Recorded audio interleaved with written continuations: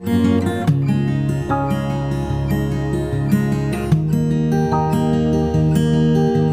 आपसे डिस्कस करेंगे, MCQs solve करवाएंगे आपको और एक बार फिर करवाएंगे। हमारे और भी बहुत से टीचर्स हैं, बहुत बेहतरीन काम कर रहे हैं।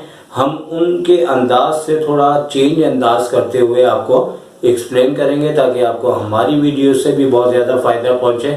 तो फौरी तौर पे चलते हैं एमसीक्यू की जाए। तो अब आपको हम एमसीक्यूज को डिस्कस करते हैं, किस तरह से सॉल्व करेंगे और क्या तरीकाकार होगा। तो इसके पहली जो एमसीक्यूज है, इसमें ए सेट, बी सेट और सी सेट दिया हुआ है और थोड़ा सा टाइम सेव करने के लिए जो है एमसीक्यूज बिल्कुल सिंपल है, वो हमने सॉल्व करके रख ली है ताकि आपको उसका तरीकाकार बता दे। जो थोड़ी सी मुश्किल होगी वो आपके सामने आपको करके बताएंगे कि किस तरह उसका आंसर आएगा। तो ये सेट से रिलेटेड है और सेट पे अमूमन एमसीक्यूज एक आध आ जाती है। यहाँ पे हमें A multiply B intersection C दिया हुआ है और ए सेट बी सेट की वैल्यू दी हुई है, तो हमने ए सेट की यहाँ पे वैल्यू लिखनी है और ब्रैकेट के अंदर बी सेट को उतारने के बाद इंटरसेक्शन के बाद सी सेट उतारा है। और मालूम है आपको, क्लास 10 में आपने पढ़ा था कि इन दोनों सेट के अंदर जब इंटरसेक्शन होता है तो वो नंबर लिया जाता है जो दोनों में मौजूद हो। तो 2 यहाँ दोनों में मौजूद है और फिर यहाँ कार्टेशियन प्रोडक्ट बन रही है। इसके अंदर हम क्या करते हैं कि 0 को जो नंबर यहाँ पे होगा उसके साथ लिख देंगे, जैसे 0,2 और फिर 1 के साथ इस नंबर को लिख देंगे। फर्ज करें यहाँ पे 2 नंबर होते हैं तो बारी बारी ये नंबर इसी तरह, जैसे 0 के साथ पहले 2 लिखा जाता, फिर दूसरा नंबर लिखा जाता, फिर 1 के साथ जो आपका पहला नंबर 2 होता। और मिसाल दे रहा हूँ कि अगर कोई दूसरा नंबर होता तो इस तरह से वो 4 आपके ऑर्डर पेयर बन जाते हैं। और याद रहे कि कभी कभार ऐसा भी हो सकता है कि जैसे आपका जो ये वाला करेक्ट ऑप्शन है, और कभी कभार ऐसा भी करते हैं कि वो ब्रैकेट्स का इस्तेमाल गलत कर देते हैं। अगर फर्स्ट करें, मैं एक मिसाल दे रहा हूँ कि आपको यहाँ स्मॉल ब्रैकेट कर दें और अंदर कर्ली ब्रैकेट बना के इस तरह से दे दें, तो आपको ये भी मालूम होना चाहिए कि इस तरीके से ये आंसर आपका जो है वो गलत समझा जाएगा। लेकिन ये अच्छी खासी आपको डॉजिंग दे जाएंगे, क्योंकि हमारा हमेशा कार्टेशियन प्रोडक्ट में स्मॉल ब्रैकेट होता है जो हम यहाँ पे शो करते हैं। और अगर ऐसे भी आंसर दे रहा है, ऐसे भी दे रहा है, तो याद रखना है कि ये रॉन्ग आंसर है, ये इसका करेक्ट आंसर है। तो अब सेकंड एमसीक्यूज है, वो बुनियादी तौर पे आपको एक डेफिनेशन दी हुई है और इसमें कहा हुआ है एक इफ ए सेट यानी A and B set subsets of a set universal set such that A union B equals to subset, then the set A and B are called dash. तो बुनियादी तौर पे ये आपकी डेफिनेशन है, जो कि डेफिनेशन है ये एग्जॉस्टिव सेट्स की, और इसका आंसर हमने यहाँ पे लिखा हुआ है, जो सिर्फ आपने डेफिनेशन के लिहाज से इसे याद रखना होगा। और जो आपको थोड़ी सी मुश्किल लग सकती है वो आपके सामने करके बताई जाए। नंबर 3 के अंदर ये कहा जा रहा है कि आपको मल्टीप्लिकेटिव इनवर्स आपसे पूछा है और z की वैल्यू दी हुई है 3 - 4 आयोटा। तो अब बुनियादी तौर पे यहाँ पे हम आपको इसको फाइंड आउट करके बताते हैं कि मल्टीप्लिकेटिव इनवर्स इसका कैसे निकलेगा और जो 4 आंसर दिए हैं उसमें से कैसे आप सिलेक्ट करेंगे। सबसे पहले आपने करना क्या है कि z को 1/z इसका मल्टीप्लिकेटिव इनवर्स होता है, और इसी तरह अगर इसकी वैल्यू भी इसके साथ अपॉन में चले जाएगी 3 - 4 आयोटा। अब यहाँ पे हमें इसका कॉन्जुगेट लेना, और कॉन्जुगेट जैसे ही लेंगे तो कॉन्जुगेट में करना क्या होता है कि सेकंड जो आयोटा है इसकी साइन को हम चेंज कर देंगे। तो यहाँ पे 3 - 4 आयोटा है, 3 + 4 आयोटा हो जाएगा। इसी तरह मल्टीप्लाई भी करते हैं और डिवाइड भी करते हैं, और ये मैथ्स का रूल है। और इसके बाद ऊपर तो आपके पास 3 + 4 आयोटा और नीचे फॉर्मूला आपका अप्लाई हो जाएगा। फॉर्मूला आपको पता है कि कौन सा यूज हो रहा है, a - b और a + b, जो कि किसके इक्वल होता है, a² - b² के। तो इस हिसाब से 3 का स्क्वायर लेंगे, -4 आयोटा का स्क्वायर लेंगे, और 3 + 4 आयोटा और नीचे 9 और -4 आयोटा स्क्वायर अब हमारे पास हमें ये बात मालूम है कि आयोटा स्क्वायर जो है वो हमारे पास -1 के इक्वल होता है। उस हिसाब से ये अपॉन की जो वैल्यू नेगेटिव है ये आपके पास प्लस में आ जाएगी, और ये क्या हो जाएगा आपके पास 3 का स्क्वायर 9, 4 का स्क्वायर यहाँ पे 16 है, ये जरा सी बात नोट कर ले इसमें, और 16 प्लस का 16 हो जाएगा चूंकि माइनस वैल्यू होती है आयोटा स्क्वायर की। और इसके बाद हमें रिवर्स एलसीएम लेना होगा, ये 25 हो जाएगा अगर आप इसे फाइंड आउट करें तो 3/25 अलग से लिख देंगे और प्लस 4 आयोटा अपॉन 25 अलग से लिख देंगे, क्योंकि ऐड करेंगे तो 25 होगा। रिवर्स एलसीएम का मतलब होता है कि जितनी भी टर्म्स है उसके अपॉन का नंबर अलग अलग लिख दिया जाए, और जाहिर सी बात है अगर हम इसका एलसीएम लेते हैं तो ये वाला हमारा जो है सिलसिला बन जाएगा, यानी कि 9 + 20 16 करेंगे तो 25 हो जाएगा। और एक बात जैसे कि मैंने कहा था कि मैं इसमें थोड़ा सा एक्स्ट्रा भी आपको बताऊंगा, और हमारे बहुत से और भी टीचर बड़ा ही अच्छा काम कर रहे हैं तो हम उनको भी देखते हैं और उनसे भी सीखते हैं और उनसे थोड़ा सा चेंज करें ताकि आपको हमारी वीडियोस में भी बात पसंद आए। तो मैं एक लफ्ज अक्सर बोलता हूँ, वो क्या लफ्ज बोलता हूँ, एक तीर से 2 शिकार। इसका मतलब ये होता है कि एक एमसीक्यूज आई है तो इससे रिलेटेड जो एक्स्ट्रा बातें हैं या फिर और बातें हैं वो भी बताऊं। तो मेरी कोशिश है कि मैं आपको ये भी बात बताऊं। आप देखें ये नंबर 3 एमसीक्यूज थी, इसमें कहा था कि मल्टीप्लिकेटिव इनवर्स बताएं, वो तो आंसर आ चुका हुआ है। लेकिन एक इसके साथ एक और बात कवर करते हैं जो कि बहुत ज्यादा एग्जाम में आती है, और वो कहते हैं कि आप फाइंड आउट करें रियल पार्ट और इमेजिनरी पार्ट। एमसीक्यूज क्या होगी कि रियल और इमेजिनरी पार्ट बताएं, तो यहाँ पे भी वो पूछ सकते हैं। जैसे ये अगर देते हैं तो आयोटा के साथ वाला जो होता है वो इमेजिनरी पार्ट होता है, और जो ये नंबर होता है जो आयोटा के बगैर जो टर्म होती है वो रियल पार्ट होता है। रियल पार्ट सॉल्व होने की सलाहियत रखता है, और इमेजिनरी पार्ट वो होता है जो सॉल्व होने की सलाहियत नहीं रखता, जिसकी बुनियाद पे उसे कॉम्प्लेक्स या इमेजिनरी पार्ट कहा जाता है। और फर्ज करें अगर एमसीक्यूज हमारा क्वेश्चन भी बाजू का हल्की नौयत का इस टाइप का बन जाता है, और इस सूरत में अगर यहाँ वाली शक्ल आपको दे दें, खैर ये तो हमने फाइंड आउट किया है, और ये दे दें तो रियल पार्ट आपका ये होगा और इमेजिनरी पार्ट आयोटा को छोड़ के लिखना है, यानी इमेजिनरी पार्ट क्या लिखेंगे 4/25 और रियल क्या होगा 3/25। तो ये हमने इस एमसीक्यूज के साथ आपकी नंबर 3 है एक्स्ट्रा एक बात की। अब हम आगे चलते हैं, तो अब नंबर 4 पे बात करते हैं, और नंबर 4 मेरी फेवरेट एमसीक्यूज है जो मॉडल पेपर वालों ने दी है। और इसके अंदर जैसे कि इन्होंने कहा है कि फैक्टर्स करें, आपको दिया है 4x² + 9y²।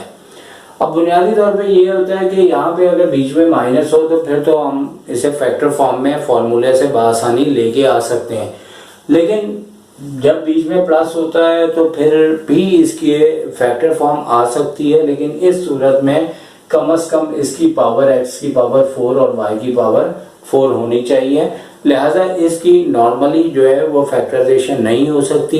कॉम्प्लेक्स चैप्टर का नाम है कॉम्प्लेक्स नंबर, और कॉम्प्लेक्स का मकसद ये है कि कहाँ कहाँ इसे यूज करते हैं। तो अब हमने करना क्या है कि बुनियादी तौर पे अगर यहाँ बीच में माइनस आ जाए तो फिर तो इसका आंसर ला सकते हैं फैक्टर फॉर्म में। तो हमने करना क्या है कि मैथ्स के वो राज हमने जानने जो हमें यहाँ पे यूज करने हैं। हम अगर यहाँ प्लस देखें तो हम अगर ये देखें कि -1 को -1 से मल्टीप्लाई करें तो क्या होता है +1 होता है। क्या होता है +1।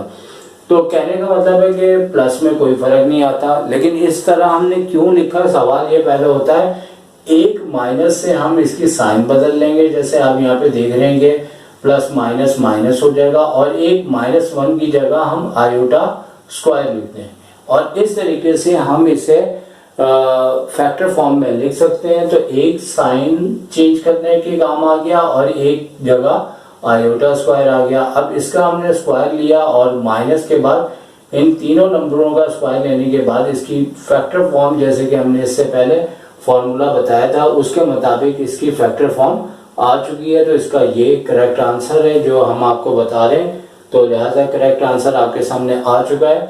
अब नंबर 5 पे बात करें तो नंबर 5 के अंदर हमें उन्होंने Z1 और Z2 हमें वैल्यूज दी हैं और उससे कहा हुआ है कि Z1 को Z2 से मल्टीप्लाई करके बताओ कि क्या आंसर आएगा। तो ये बिल्कुल सिंपल MCQs है जो हम छोटी क्लासों में भी मल्टीप्लिकेशन पढ़ते हैं कि जब दो ब्रैकेट को मल्टीप्लाई किया जाए।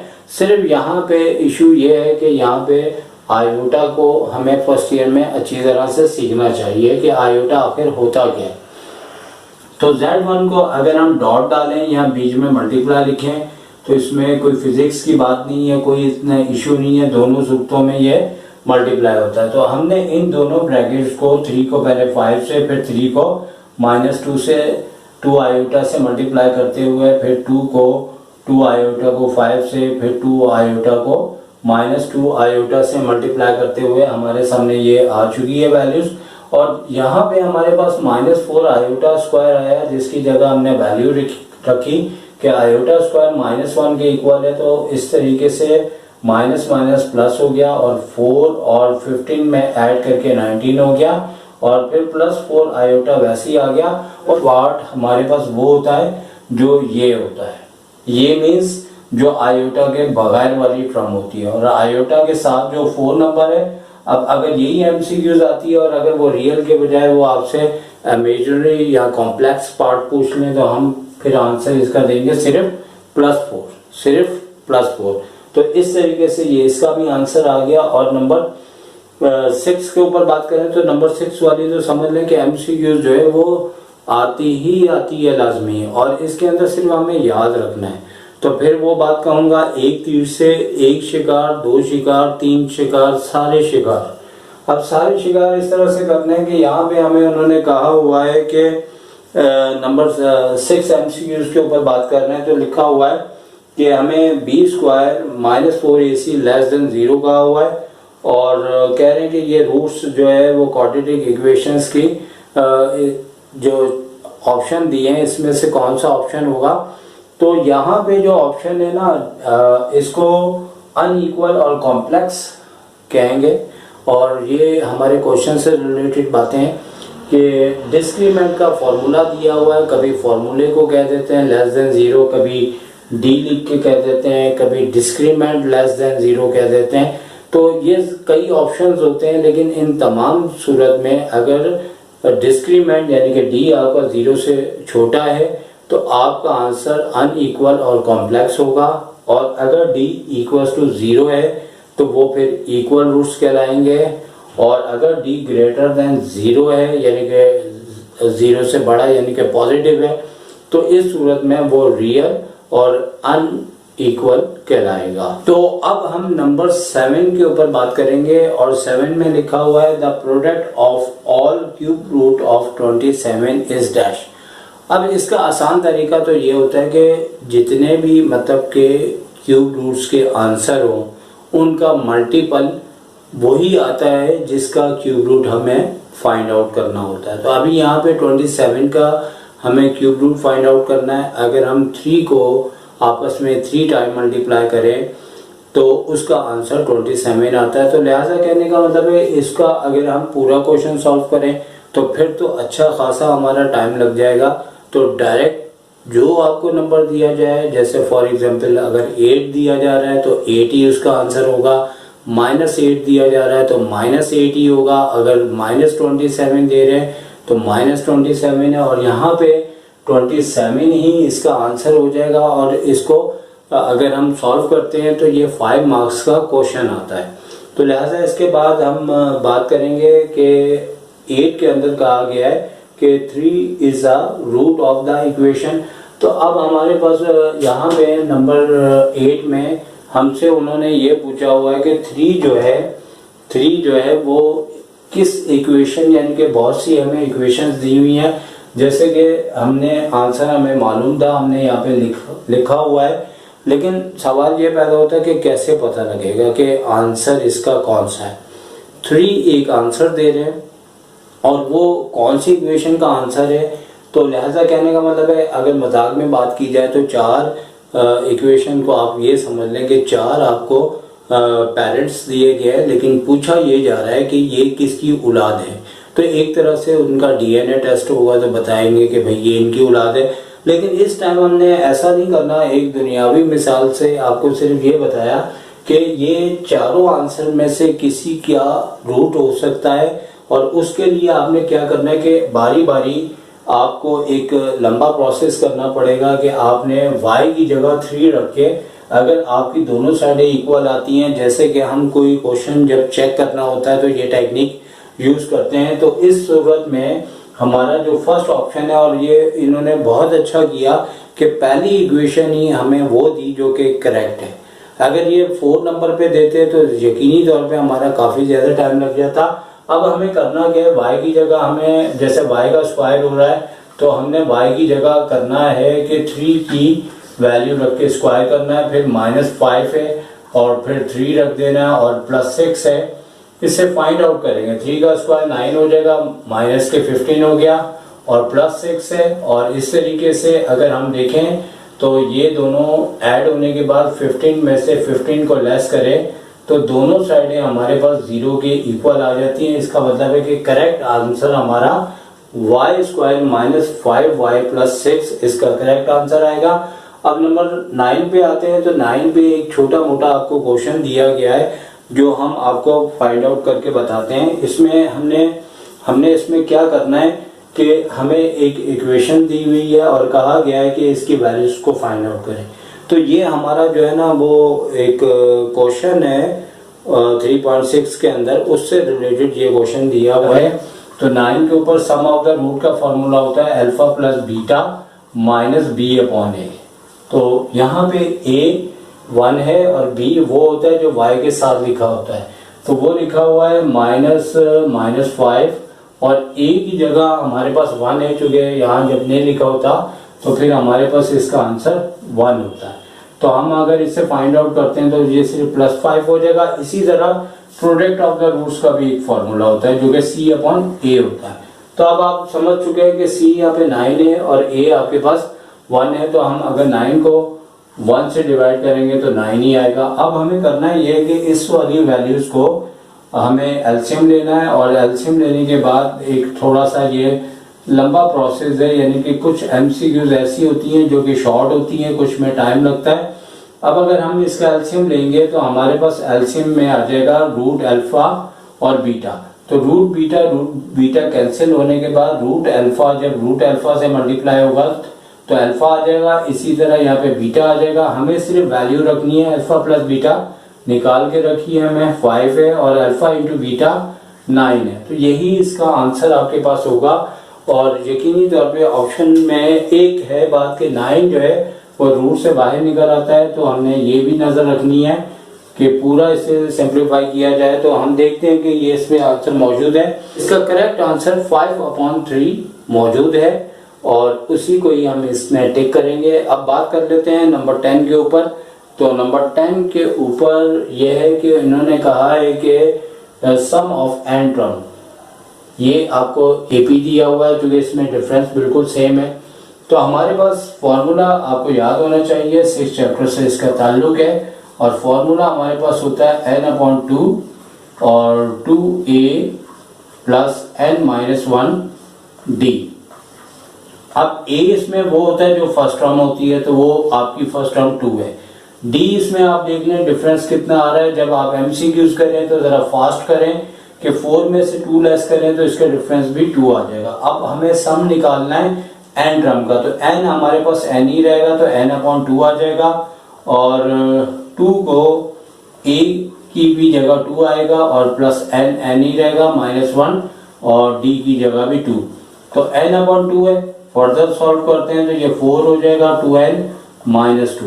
तो इस तरह से n/2 तो वैसे ही चल रहा है और 4 में से हम 2 लेस करेंगे तो हमारे पास 2n और प्लस का 2 आ जाएगा और फिर मजीद 2 को कॉमन लेते हुए n+1 और 2 से 2 कट करेंगे तो हमारे पास आंसर लिखा होगा n+1 इसका करेक्ट आंसर होगा, जो यकीनी तौर पे यहाँ पे मौजूद होगा।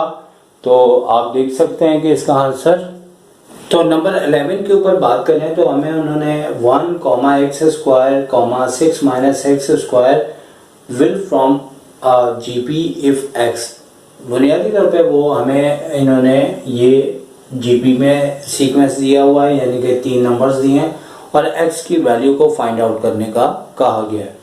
अब हमने करना क्या है कि हमारे पास हमें मालूम होना चाहिए कि जीपी के अंदर सेकंड टर्म को फर्स्ट टर्म से या थर्ड टर्म को सेकंड टर्म से अगर हम डिवाइड करते हैं तो हमारे पास इसका जो रेशो है, कॉमन रेशो, वो सेम आता है। उसी लॉजिक के ऊपर हमने यहाँ पे सेकंड टर्म ऊपर रखी, फर्स्ट टर्म नीचे और थर्ड टर्म ऊपर, सेकंड नीचे, फिर क्रॉस मल्टीप्लाई करते हुए हमने यहाँ पे इसकी मिडिल टर्म ब्रेक की है। यहाँ पे हम ज्योमेट्रिक मीन का भी फॉर्मूला लगा सकते हैं, लेकिन चूंकि रिड्यूस सिलेबस के मुताबिक चूंकि 6 पॉइंट आपकी जो 7 है वो आपकी इंक्लूड नहीं है, जिसकी वजह से हमें सवाल यह पैदा होता है कि ज्योमेट्रिक मीन का फॉर्मूला जब पढ़ाया ही नहीं गया तो हम यूज़ कैसे करेंगे। लेकिन आप यूज़ कर सकते हैं अगर नॉर्मली आपने सीखा है तो। लेकिन यहाँ पे हमने रेशो वाइज जो सीखा है वो यही है। और फिर हमने यहाँ पे इसकी मिडिल टर्म ब्रेक की है और मिडिल ब्रेक टर्म करने के बाद हमारे पास यहाँ पे 4 आंसर आ रहे हैं, जो कि x की पावर 4 थी तो 4 इसके आंसर्स होते हैं। लेकिन हमारे जो ऑप्शन के अंदर आंसर मौजूद है वो अंडर रूट प्लस माइनस 2 है, लेकिन इन्होंने प्लस माइनस नहीं लिखा हुआ, जबकि यहाँ प्लस माइनस में ही होना चाहिए। लेकिन बहरहाल जो भी है हमारा प्लस में अंडर रूट यहाँ पे मिल रहा है तो वही हमारा इसका करेक्ट आंसर होगा। इसके बाद नंबर 12 पे आते हैं तो ये काफ़ी इजी है इसकी निस्बत, चूँकि इसके अंदर सिर्फ हमें चूँकि 6.8 आपके रिड्यूस सिलेबस में शामिल है। और यहाँ पे अगर हम पढ़ते हैं तो हमें उन्होंने 2 नंबर्स दिए हैं और उसका कहा है कि हार्मोनिक बिटवीन आप मालूम करें। तो यहाँ पे हमें सिर्फ हार्मोनिक मीन का फॉर्मूला आना चाहिए, जो कि क्या है 2ab upon a plus B. तो हमने फॉर्मूले का 2a और b जो दिया हुआ है, किसी को भी a कह दें b कह दें, कोई प्रॉब्लम नहीं है। और अपॉन में फर्स्ट और सेकंड को ऐड करते हुए फर्दर हमने अगर इसका एलसीएम लिया है, सिंप्लीफाई किया तो 1/3 इसका आंसर आ रहा है। तो हमारे ऑप्शन के अंदर 1/3 आंसर ऑलरेडी तीसरे नंबर पे मौजूद है, जिसे हमने फौरी तौर पे टिक कर देना है। अब नंबर 12 के ऊपर बात करते हैं। तो ये सारे 6 चैप्टर से रिलेटेड एमसीक्यूज चल रही है। तो इसमें हमें इन्होंने एक इस तरह का आजमाइश में डाला है कि आपने ये फैसला करना है कि इन्होंने स्टार्टिंग में कहा है कि आपको एचपी के अंदर 3 नंबर्स दिए हुए हैं और आगे 3 नंबर देके आपसे पूछते हैं कि बताओ वो एपी में है, जीपी में है, एचपी में है। अगर हम बात 13 की करें तो एचपी और एपी का जो रिश्ता है वो रिश्ता जो है वो रेसिप्रोकल का है कि एचपी रेसिप्रोकल होता है अरिथमेटिक प्रोग्रेशंस का। तो लिहाजा इस रिश्ते को जो समझता है तो यकीनी तौर पे इसका आंसर भी निकालना वो जानता है। तो अब ये देख लें कि 1/15 का ये उलट है, 1/20 का उलट है, 1/25 का उलट 25 आपको दिया हुआ है। तो इसमें आपको उन्होंने ज़्यादा आजमाइश में नहीं डाला, बस आपको इन दोनों के आपस में रिश्ते पता होने चाहिए कि एचपी और एपी जो है आपस में इनकी रिश्तेदारी है, ठीक है। एक ऊपर रहता है और एक नीचे रहता है, जीपी का अलग घर है। तो अब हम बात करेंगे यकीनी तौर पे, अब हमने 13 तक आपसे डिस्कस कर लिया है। अब 14 से हमने बताना है। 14 में आप डायरेक्ट इसका देखने तरीकाकार है। तो नंबर 14 में लिखा हुआ है the number of ways in which 7 person can be seated around a table is dash. तो हमें इसके बारे में ये याद रखना पड़ता है। अगर हम 14 के ऊपर बात कर रहे हैं तो 14 के ऊपर हमारे पास एक फॉर्मूला होता है कि कोई भी जितनी भी तादाद दी जाए, अगर उनसे ये कहा जाए कि इनकी सीटेड जो कंडीशन है, वेज है, कितने तरीकों से बैठ सकते हैं, तो इनका तरीकाकार होता है n-1 फैक्टोरियल। अब 7 पर्सन बोला हुआ है, 7 में -1 करेंगे और 6 फैक्टोरियल आ जाएगा। इसको अगर हम मल्टीप्लाई करते हैं तो गालिबन 720 आता है, लेकिन हमारे पास उन्होंने ऑप्शन जो है वो इस तरीके से दिया है कि उन्होंने सिर्फ 6 फैक्टोरियल लिख दिया है। तो इन्होंने ये पूछा हुआ है कि इफ ए प्लस, बात हो रही है 15 के ऊपर, कि a plus B whole power 11 है, देन इट विल कंटेन, आपकी टर्म्स कितनी होगी। याद रखें हमेशा जितनी ब्रैकेट के ऊपर पावर होती है उससे एक टर्म आपकी ज्यादा आती है। और इसकी मिसाल भी आप देख सकते हैं कि अगर आप a प्लस बी का होल स्क्वायर का फॉर्मूला ओपन करें तो आपके पास 3 टर्म्स आती हैं। अगर a प्लस बी का होल क्यूब का फॉर्मूला ओपन करें तो आपके पास 4 टर्म्स आती हैं। और अगर a प्लस बी की पावर होल ब्रैकेट में 1 है तो 2 टर्म आती हैं। इससे आप बखूबी समझ सकते हैं कि आपके पास जो है जितनी भी पावर होगी उसकी टर्म एक ज्यादा आएगी। कल को अगर ये ब्रैकेट के ऊपर अगर आपको पावर जो है वो n लगा दें या 2n लगा दें तो सिर्फ आपने जो भी आपको वेरिएबल्स भी देते हैं, तो कई बच्चे इतने सीधे साधे होते हैं, वो कहते हैं भाई यहाँ तो टर्म ही नहीं पता लग रही, अगर इसकी पावर 2n दे दी है तो हम कैसे कहेंगे कि भाई वो एक बढ़ गई है। तो बस आपने क्या करना है कि 2n या जो भी आपको इस तरह का कोई वेरिएबल्स में देते हैं आपने उसे 2n प्लस 1 करना है, या 5n देते हैं तो 5n प्लस 1 करना है। इसके बाद यहाँ तो बहरहाल सिंपल सी आपको बात इसकी बता दी है कि आपकी 11 पावर है तो इसकी 12 टर्म होगी, जो लास्ट ऑप्शन है। अब हम नेक्स्ट एमसीक्यूज यानी कि नंबर 16 के ऊपर हम बात कर रहे हैं और यहाँ पे हमसे मिडिल टर्म पूछी जा रही है। मिडिल टर्म या तो 1 होती है या फिर 2 होती है। इस बात का अंदाजा इस तरह से कि अगर ब्रैकेट के ऊपर पावर आपको और दी हुई है तो इसकी मिडिल टर्म 2 होंगी। क्योंकि और से बजाय हमें शक पड़ता है कि हमारी 1 होगी, लेकिन जैसे कि इससे पहले हमने बात की थी कि अगर 13 पावर है तो टर्म इसकी 14 होगी, और 14 की सूरत में मिडिल टर्म इसकी 1 नहीं बल्कि 2 होती हैं। और इसका या तो आपको फॉर्मूला यूज करना पड़ेगा या फिर इसकी एक टेक्निक्स है। तो हम आपको टेक्निक्स बता देते हैं जो आसान है। आप 1 से लेके अगर यहाँ 13 पावर है तो इसकी 14 टर्म्स होगी। मिडिल टर्म अगर आपने फाइंड आउट करनी है, आपके जहन में फार्मूला नहीं है तो आप 14 तक नंबर्स लिख लें, और हद से ज़्यादा अगर उन्होंने दे दिया तो जाहिर सी बात है अच्छा खासा आपको टाइम इसमें यूज़ हो जाएगा। फिर ये टेक्निक आपके लिए उल्टी नुकसानदेह हो जाएगी, और दूसरी सूरत में इसका फार्मूला होता है। अब आपने करना क्या है कि फर्स्ट से फर्स्ट को कैंसिल कर दें, और यहाँ 2 कैंसिल किए हैं, यहाँ 2 कैंसिल कर दें, यहाँ 2 किए हैं, यहाँ पे 2 कैंसिल कर दें। फिर उसके बाद यहाँ 2 नहीं कर सकते, इसको और इसको कैंसिल करें, और बीच में आपके पास 2 टर्म्स आ गए 7 और 8। यही इसका आंसर है। नहीं तो आपको इसके फॉर्मूले याद रखने पड़ेंगे। फॉर्मूले से करेंगे तो हमारे पास एक फॉर्मूला होता है इसकी फर्स्ट मिडिल टर्म का n+1/2, और सेकंड के लिए होता है n+3/2। तो इस सूरत में आपने ये 13 है तो 13 में 1 प्लस करेंगे 14 होगा, तो 14 को 2 से डिवाइड करेंगे तो एक टर्म 7 आ जाएगी। इसी तरह यहाँ पे n13+3 यानी कि 16 2 से डिवाइड करेंगे तो 8 आ जाएगी। जो आप चाहे आप कर सकते हैं। इसके लिए आपको फॉर्मूला आना चाहिए, वरना इस टेक्निक से भी कर सकते हैं। अब नंबर 17 के अंदर हमसे जो पूछा जा रहा है, और 17 के अंदर एमसीक्यूज के अंदर हमसे ये कहा जा रहा है कि अगर a प्लस बी की पावर होल पावर n हो तो हमें tr+1 आपको बताना है कि इसका कौन सी टर्म होगी। तो वो ये बुनियादी तौर पे इसका ये फॉर्मूला है जो आपको याद रखना पड़ेगा। इसका फॉर्मूला जो है आप अपने ऑप्शन में देख सकते हैं, और हमारे पास जो 17 का ऑप्शन है, और NCR A की पावर n-r b की पावर r, ये फॉर्मूला है जो हमें याद होना चाहिए। अब इसके बाद हम बात करते हैं नंबर 18 की। तो 18 के अंदर ये कहा जाता है कि arc length of a semi circle of a unit circle is dash.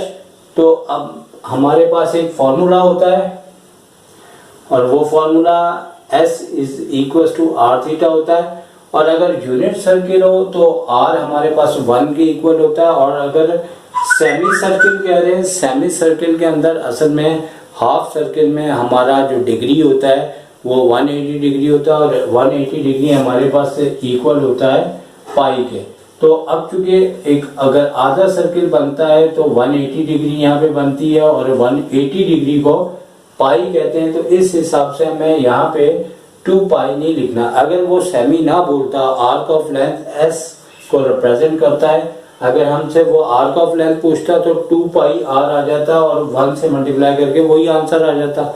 लेकिन सेमी पूछ रहा है तो आपका हाफ सर्किल 180 डिग्री और रेडियन के अंदर पाई के इक्वल होता है, तो इसका आंसर पाई होगा ना। उसके बाद 19 के ऊपर बात करते हैं, तो भाई 19 तो एक फॉर्मूला है sin 2 थीटा का। आप देख सकते हैं कि सबसे लास्ट वाला ऑप्शन दिया है 2 sin थीटा cos थीटा, यही इसका करेक्ट आंसर है। और बात करते हैं 20 की, और 20 के अंदर भी फॉर्मूला दिया है cos u minus cos v, और इसका फॉर्मूला आपके पास है करेक्ट, फर्स्ट वाला करेक्ट है। आपको फॉर्मूला याद होना चाहिए 2 cos u plus v upon 2 sin u minus v upon 2, तो ये इसका करेक्ट फॉर्मूला है जो कि याद होना चाहिए। अब 21 के ऊपर बात करें तो इस तरह की MCQs अमूमन आती है, और आप इसको किस तरह से करेंगे ये हम आपसे डिस्कस करते हैं। 10 के फॉर्मूले में 90 पाई अपॉन 2 90 डिग्री को शो करता है और 90 डिग्री इनफाइनाइट होता है, जिसकी वजह से अगर 10 का डायरेक्ट फॉर्मूला लगाएं तो हमें इसका आंसर नहीं मिल सकता। इस वजह से अगर 10 का कभी भी आपको 90 डिग्री का रिलेशन दें, और भी बहुत सारे रिलेशन है, तो हम इसे साइन अपॉन कॉस करके, अब हम 90 डिग्री इसलिए लिख रहे हैं कि पाई अपॉन 2 जो है वो 90 डिग्री को ही रिप्रेजेंट करता है। तो यहाँ साइन अल्फा प्लस बीटा का फॉर्मूला लगाया, यहाँ कॉस अल्फा प्लस बीटा का फॉर्मूला लगाते हुए साइन 90 हमारे पास 1 होता है, कैलकुलेटर हमें मौजूद है, और cos 90 0 होता है। तो इसी तरह नीचे भी हमने cos 90 और sin 90 की वैल्यू रखी। cos थीटा 1 से मल्टीप्लाई हो गया, cos थीटा आ गया, जबकि ये 0 हो गया। इसी तरह नीचे जो cos थीटा था cos 90 डिग्री की वैल्यू की वजह से ये 0 हो गया, और 1 इंटू साइन थीटा यानी कि साइन थीटा आ गया। इसके बाद cos theta upon minus sine theta हमारे पास माइनस cot थीटा के इक्वल है। बहुत से बच्चे इनके रिलेशन याद भी करते हैं, अगर याद किए हैं तो ठीक है, नहीं किया तो आपको थोड़े से फॉर्मूले आने चाहिए, थोड़ा टाइम यूज होगा, लेकिन आप बैठे बैठे वहाँ पे वैल्यू फाइंड आउट कर सकते हैं। 2 के ऊपर बात करते हैं, तो यहाँ पे एक ट्राइंगल ABC दी हुई है और इसका एरिया पूछा गया है, और ABC तीनों साइड इक्वल दिए हुए हैं, और उस हिसाब से एरिया फाइंड आउट का कहा हुआ है। तो इसमें आंसर को एक नज़र पहले देख लेना है। आंसर में A नज़र आ रहा है, और कभी हो सकता है B भी नज़र आए या C नज़र आए। अगर A नज़र आ रहा है तो आपको तीनों साइड इक्वल दी हुई है, और हमने तीनों को A के इक्वल ले लेना है, यानी कि फॉर्मूला हमारे पास एरिया का ये है, और उससे पहले S निकालने के लिए A plus B plus C upon 2 है। तो तीनों जगह A plus B plus C है और इक्वल है, तो हमने इन तमाम को A के इक्वल लेते हुए यहाँ पे 3A अपॉन 2 हमारा S निकल आएगा, जो कि पेरीमीटर कहलाता है और सेमी पेरीमीटर कहलाता है। फिर यहाँ वैल्यू पुट करते वक्त हमने करना क्या है कि S की जगह 3A अपॉन 2 लिखेंगे, और तीनों में चूँकि S सेम है और A भी सेम है, तो क्यों अलग अलग करके फाइंड आउट करें। हमने इसकी पावर इसकी 3 ले ली और अंदर एक ही बार इसे सॉल्व किया, और सॉल्व करने के बाद अब हमने क्या किया है कि A अपॉन 2 की पावर 3 है, और A अपॉन 3A अपॉन 2 लिखा है, 3 को हमने अलग कर दिया और A अपॉन 2 को इसके साथ शामिल करते हुए इसकी एक बेसिस सेम पावर ऐड करते हुए 4 आई, और रूट के अंदर 3 रह गया, लेकिन ये बाहर निकल के A स्क्वायर अपॉन 4 हो चुका है, और यही इसका आंसर है। और एरिया का आंसर हमारे पास यही ऑप्शन दिया जा रहा है, जो कि सबसे लास्ट वाला ऑप्शन है, और यहाँ पे यूनिट भी लिखा हो तो बेहतर है कि स्क्वायर यूनिट होता है। और 22 के बाद हम 23 के ऊपर अगर बात करें तो 23 तो एक फार्मूला है, और कोसाइन लॉ से रिलेटेड फार्मूला है, और यहाँ पे आपसे जो फार्मूला पूछा जा रहा है आप उसको देखेंगे कॉस लॉ के लिहाज से करेक्ट कौन सा है। तो कॉस का जो करेक्ट फार्मूला है उस हिसाब से सबसे जो हमें लास्ट ऑप्शन ठीक होगा, फार्मूला दिया हुआ है वो बिल्कुल करेक्ट है। और इसके लिए हम आपको क्या समझाएं, आपको सही फार्मूले याद होने चाहिए, और याद होंगे तो यकीनी तौर पे इस तरह की MCQs तो बहुत आपके लिए गिफ्ट हो सकती हैं, लेकिन याद ना हो तो ये उल्टा आपके लिए मसला पैदा हो जाएगा। इस तरह हम इससे आगे चलते हैं तो 24 के अंदर भी फार्मूला दिया हुआ है और साइन अल्फा अपॉन 2 दिया है। तो पहला ही वाला जो ऑप्शन है ये इसका साइन अल्फा अपॉन 2 का फार्मूला है, जो कि हम इसे टिक कर देंगे।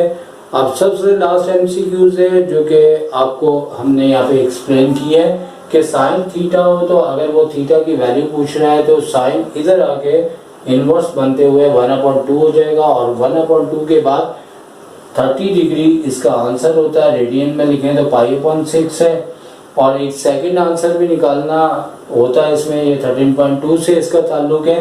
तो पाई में से लेस करें तो सेकंड आंसर आ जाता है 150 डिग्री है और रेडियन में लिखें तो 5π/6 है। इस तरीके से दो आंसर हमें मिल चुके हैं जो कि हमारा सेकंड ऑप्शन बिल्कुल करेक्ट है।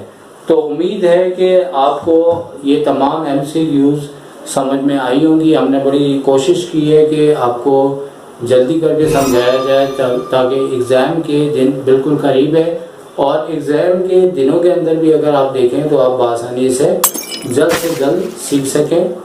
तो उम्मीद है कि हमारी इस मेहनत से आप ज़्यादा से ज़्यादा फ़ायदा उठाएंगे और इंशाल्लाह आपका रिज़ल्ट भी अच्छा आएगा। तो सर शाहिद को इजाज़त दीजिए। Take care. अल्लाह।